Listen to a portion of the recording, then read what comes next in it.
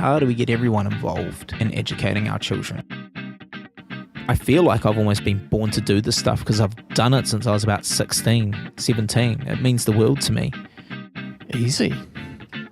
No. Not easy. No, it's going to require significant partnerships. Impact Hustle, the first in an occasional series following Thomas Maharaj on his education startup journey for young New Zealanders, published 1st of August 2018. Thanks for tuning into Talks with Innovators, Creatives and Enterprises, where we amplify some of the stories, learns and journeys to now of people making positive dents on society. I'm your host, David Binstead. 3 of many things that you need to know about Thomas. Firstly, he's building a new social impact organisation dedicated to transforming the educational futures of young people in New Zealand who live below the line. Secondly, in university, he was diagnosed with a life-threatening brain tumour and was given a really slim chance of surviving surgery. Thirdly, he's just turned 25, if that's important to you. Thomas Maharaj has been a hustler-in-chief at Inspiring Stories, the organisation led by Young New Zealander of the Year, Guy Ryan, for the last 2 years. He's now working with Summer of Tech and Summer of Biz to keep potential employers sweet for the significant numbers of interns across New Zealand now enrolled in the programmes. He's a social entrepreneur already making positive dents on society through those roles. But this, a first in an occasional series, we're going to be checking in with him on his work developing a new venture of his own, focused on youth development in New Zealand. Super happy to be chatting with you, Thomas. Thank you so much. It's great to be here. Do you prefer Tommy? Thomas is fine. It has been Tommy for the last 8 years. Hit 24 just a year and a half ago. And I think Thomas has grown on me. It's funny because my dad always told me that would happen, and he's right for the first time in his life. Do you hate it when your parents tell me about it, right? Your last year, if you had to sum it up, how's it been for you? Hectic, hardworking, but more than anything, a lot of learning, and extremely, extremely rewarding, and a great privilege. And why is that? Is it because of who you've been working with, or is it because of the difference you've been making? More so around the impact that I've managed to create in that time. The incredible people I've met, for sure. Seeing how they've progressed and developed has really excited me. Like when you work close with people and you see where they started from, and with a bit of mentoring and support where they can go. A huge honour to see that in society, and a great privilege to be a part of that journey in a small way of that particular person. So, and not just one in this case, it was hundreds, and very beautiful and very grateful to be a part of that. Inspiring Stories. We sat down with Guy Ryan, actually, alongside Hannah Duda, who was previously an Inspiring Stories alumni. In effect, you've had almost 10,000 people through the program in the last 7 years of its existence, getting towards that number? I would say about 8,000, although this year with the festival, I'd say you would have about 10,000 alumni that have taken part in different programs. Incredible what they're doing. And like I say, a huge privilege for myself to be a part of that journey. Definitely had its challenges, but I think nothing beats the difference that you can make for people. And I slightly tongue-in-cheek mention it in your intro, hustler-in-chief. I'm sure you probably wouldn't appreciate that as a job title, but like very much as GM, General Manager of Inspiring Stories for much of that time, you really were the person responsible for operationally making everything happen, get things delivered. Anything you miss about it? I think it's definitely a team effort.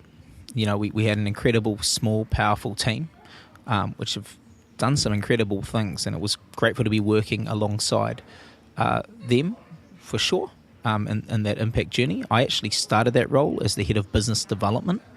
So as you do say, the hustler, maybe that's correct, but, working with some amazing organisations across New Zealand who really shared a heart and a passion for the difference we wanted to make for New Zealand, and for definitely more so young New Zealanders. Huge honour to be able to build that. There's this secret project we sort of can and we sort of can't talk about.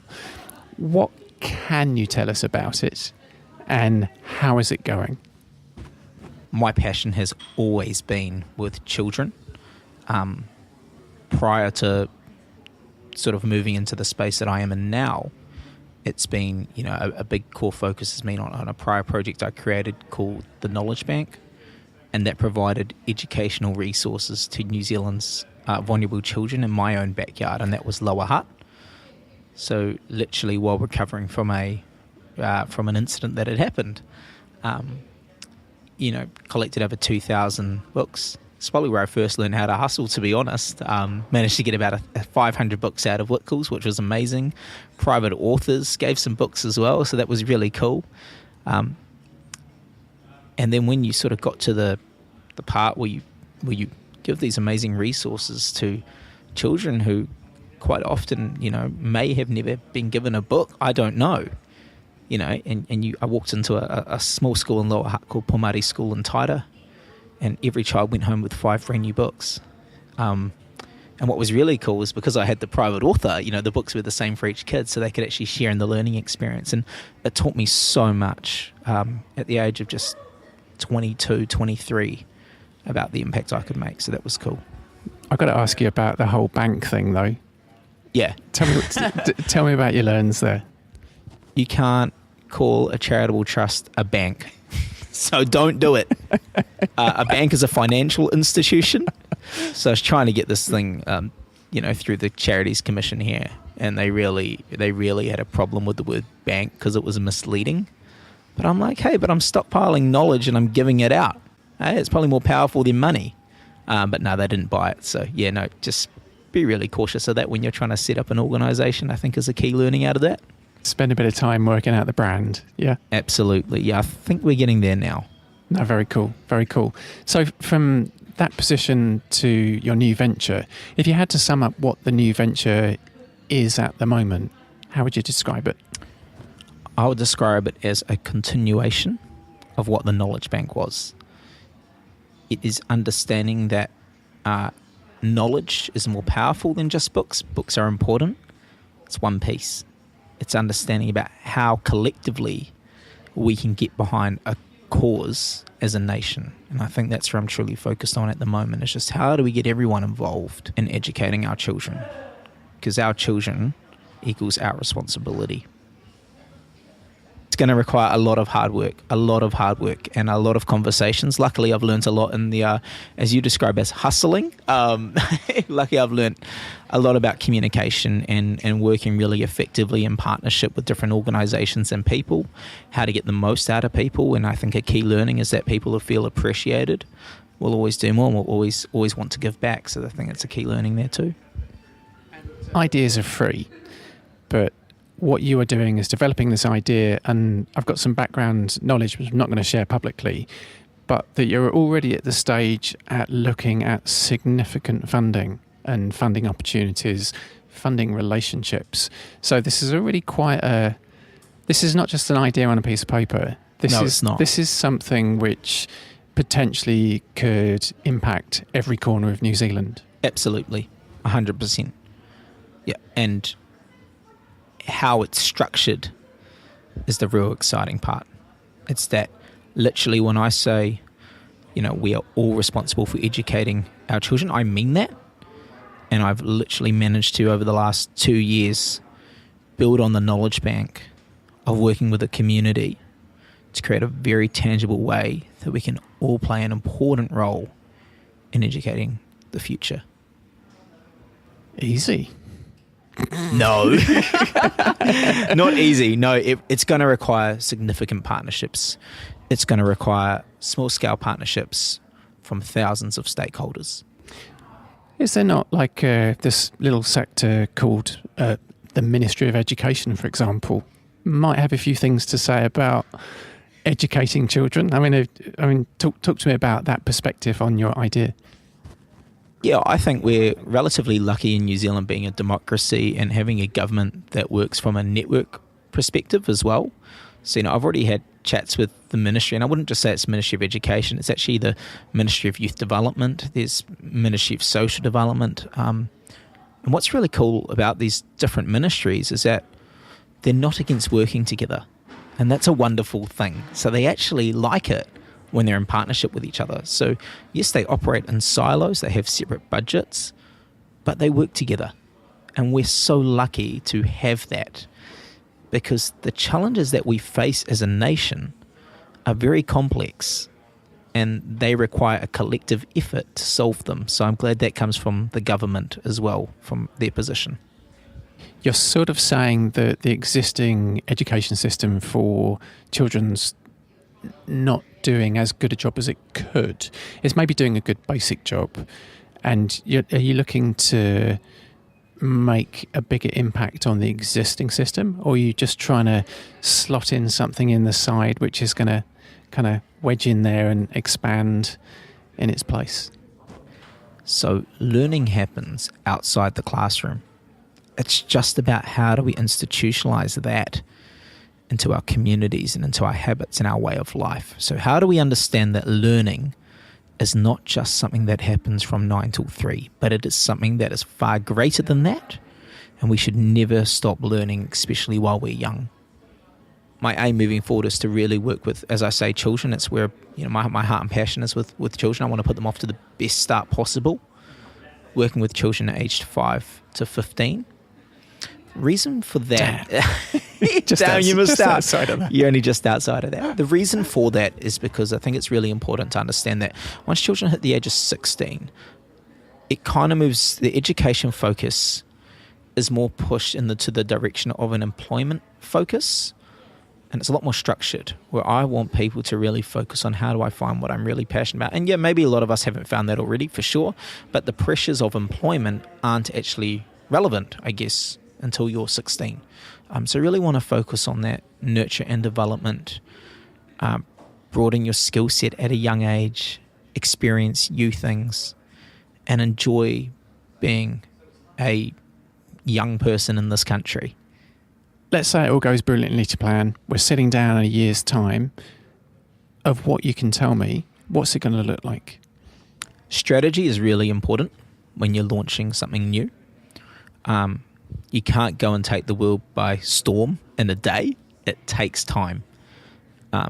You have to create a process where what you're working on can be trialed and tested, especially before you roll it out. So it's more so like prototyping and testing and validating that, yep, this is the thing that works best. In a year's time, it looks like working in a particular community with a handful of stakeholders who really understand the vision and the reason as to why we're doing that, and use that as a leverage point to say, if it can work in this community, why can't it work in yours? You're going to be sticking quite a few eggs into one test case basket and hoping to heck that it works. Fingers crossed. Hey, look, I've met some incredible entrepreneurs who've done some incredible things, and I really aspire I aspire to be where they are in terms of what they've managed to achieve, but I'm also heavily inspired by the impact they have made. And that's a huge influence on my life. And one of those in particular is Dan Flynn, who was once upon a time Young Victorian of the Year. He's got really strong moral beliefs. He wants to make a huge impact. In fact, he has made a huge impact. You know, if you think of if one young man from Australia can help 700,000 plus young people in poverty around the world get access to basic necessities, it makes me dream what I could do. Totally. And all credit to you for wanting to take on the very significant challenges in an especially challenging environment, in terms of you're having to compete for funding to even get a test case off the ground, to then hope to roll it forwards. I'm going to really, really be interested to, whatever that journey looks like, to be chatting with you about it occasionally and seeing how, like, comparing the previous time with the next, to see how that develops. It seems like you've just got this absolutely concrete self-belief that anything you set your mind to, distinctly possible. True? In some ways. And hopefully that does not sound too arrogant. But the reason for that is because when I see a problem, I I just know I need to find a solution, right? So I'm really solutions focused. It's just about finding the ones that it would work with and learning a new approach. So I'm confident it's going to come to fruit because I believe in it with my whole heart. So I will do everything I can, and I'll live or die for this thing. So I think that's the most important thing that gets it going. It's passion. Can we stay with the living? Is that all right? Let's go with the living. Fingers crossed, please. Doing a bit of background on you earlier, you got a bachelor's in public policy, political science, international relations. Almost the perfect match for the relationships that you're trying to be building at the moment, or not? I would say my background is a bit staggered. You are furiously not agreeing shaking with my me. head. I'm shaking my head. Background. So just to give you a bit of a heads up, I have dropped out of 2 different university degrees, and I don't have a degree to my name. Ah, interesting. So I initially did a business degree, and I wasn't too bad at it, but I wasn't passionate about it. And that taught me a lot. University taught me to be passionate. So I re-enrolled in university, and I did law and public policy, international relations. And I really loved public policy. I really loved international relations. But at university in my second year, my whole life really got turned upside down. And from that moment, that's when I really honed into what I want to do with my life. And it's crazy to think at a young age, 19 at the time, 20, start to think about what legacy looks like. When I felt quite ill at university, it was at a time in my life where I had finally found out what I enjoyed and what I was passionate about from a university perspective. I mean, life taught me heaps as well growing up. But I, had, like I mentioned, I dropped out of a degree in business. I decided law wasn't for me, but public policy, political science is right up my alley. And I was good at it. I was starting to get my first A's. And that's a pretty exciting thing. You're like a millennial, aren't you? Are you just a millennial? Just a millennial, 1992. Fantastic. And that whole point about one of your other quotes that I was looking up earlier in the day is about millennials are the biggest section of the future workforce, and they're also the most purpose-driven, as opposed to just being interested in money. Yeah, it's definitely a purpose over paycheck matter for a lot of young people now, and it's definitely about work-life balance. So if an organisation doesn't get that right, they're going to find it really hard to recruit the best people into their business. They've got to understand the new way of working. Q, social enterprise, as possible structure or a way of thinking about business for good. Thoughts? Absolutely, 100%. Yep.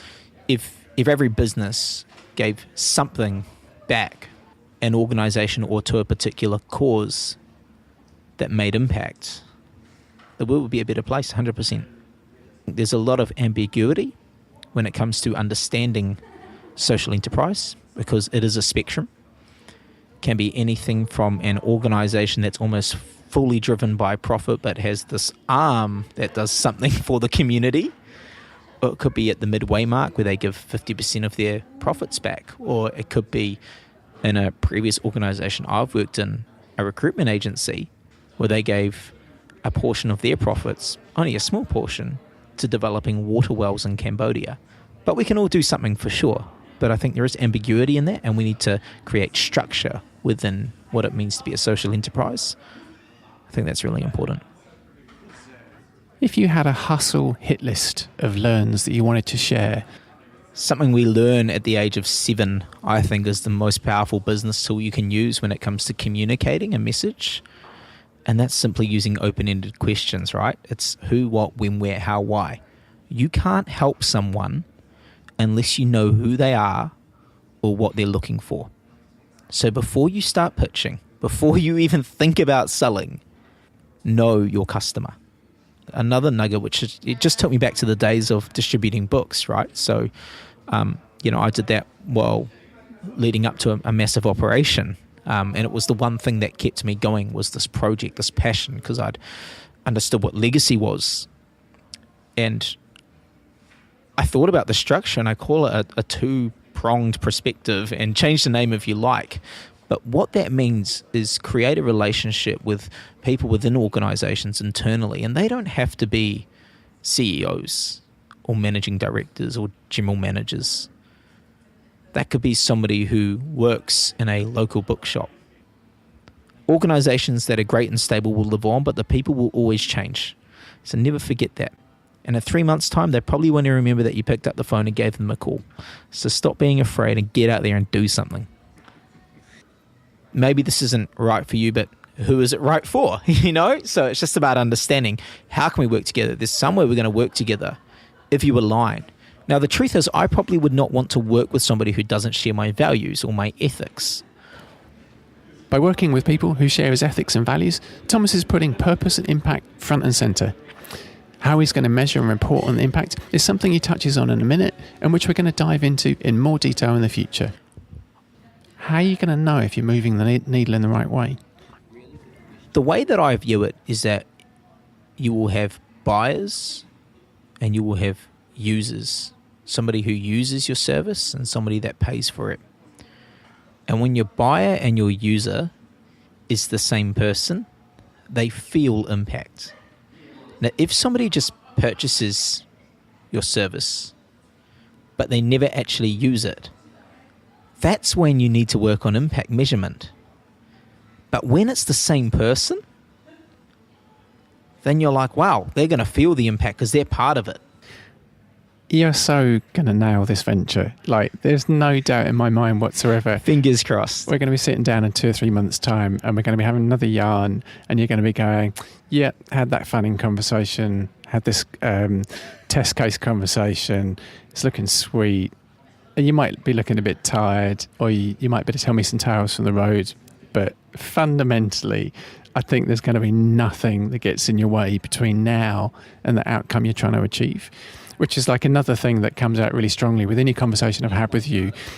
I will call it relentless positivity. If you had some favours to ask, if there's some things that you'd like, some building blocks that you need to get hold of between now and 6 months' time. I need people to understand what we're doing and why we're doing it. You could give me all the money in the world, but that's not going to make a difference in a young person's life. What is going to make a difference is people not just giving money, but actually walking the talk. There's more power and communities coming together to make a difference. Rich people still have problems. I've met them. I know. To what extent is this whole venture to do with the quality of the story you tell? A massive part of it. You need people that care, that are passionate, and want to see something through to the end. So buy-in can be a one-off purchase and they leave. But having the right people involved is real critical. Anything you want to leave us with now about how you're feeling at this still relatively early stage of this venture?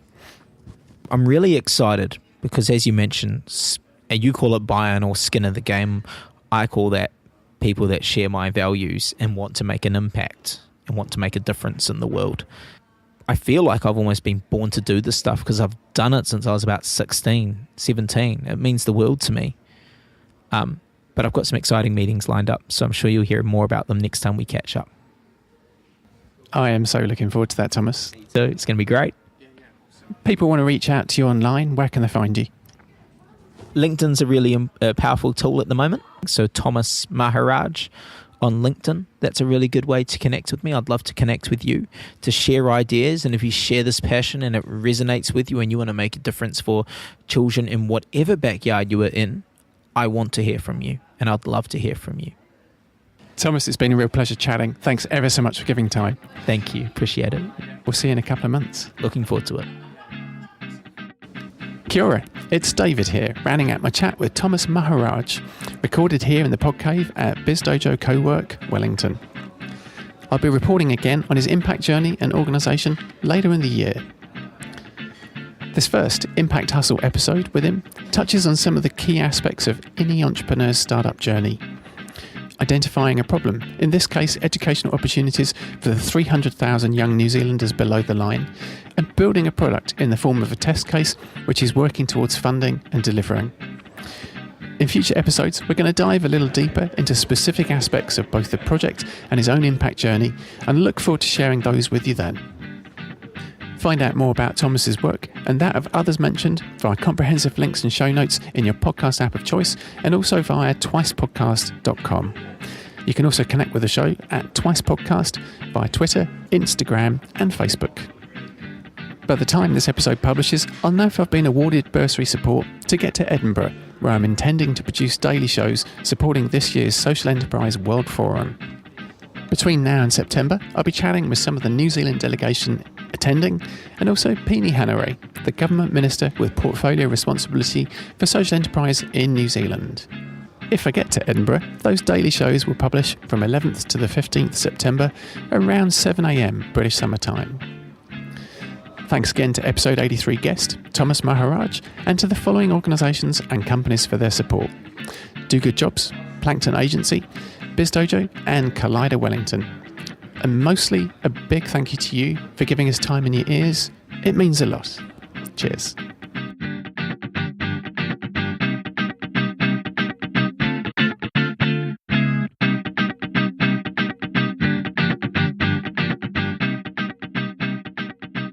I hope to heck in a year's time I don't have a queue of 300,000 kids outside the door going, I heard this show Thomas was talking about and he said he wanted to help us and we're ready. Is he ready? That'd be really funny. Oh, look, they won't be just outside my house. I think everyone will be playing a role, and I think that's exciting. Bit by bit, we'll get there. This idea is incredibly scalable, and it will be scaled. And I hope that you share the same passion that I have for whoever listens to this from anywhere you are around the world, that we can do this together. Because this is not a you do it or I do it. It's a we do it and we do it together. And we do it for the difference it can make.